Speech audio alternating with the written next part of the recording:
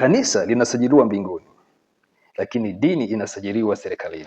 Hivyo basi serikali ina uwezo wa kuzifuta dini, lakini serikali haina uwezo wa kulifuta kanisa. Na ndio maana Bwana wetu Yesu Kristo alisema kuwa nitalijenga kanisa langu katika mwamba huu ambao ulipita, ambapo hata milango ya kuzimu haitaliweza. Maana mifumo ya dunia haiwezi kulifunga kanisa. Na unakumbuka hata waamini wa kwanza Bwana wetu Yesu Kristo alipita katika mateso makali sana, lakini kwa sababu walikuwa ni kanisa ambalo linatembea, hawakuweza kufungwa kwa sababu hawakuwa dini. Walikuwa ni kanisa ambalo linatembea, walikuwa na maabudu Mungu katika roho na kweli. Hata walipopitia mateso, walipopitia kuuawa, kufungwa, wakiwa gerezani, bado kanisa linaendelea. Wakiwa wanauawa, bado kanisa linaendelea moyoni. Kwa ndio maana milango ya kuzimu haikuweza kulifunga ile kanisa. Lakini dini ambayo sasa hivi ndio tunaitegemea inaweza ikafungwa wakati wowote. Kwa hiyo ndio maana anasisitiza, kama wewe unamwamini Bwana wetu Yesu Kristo, sambamba na kushiriki kwenye shughuli za kidini, rudi kwenye ibada yako ambayo Kristo alikusudia.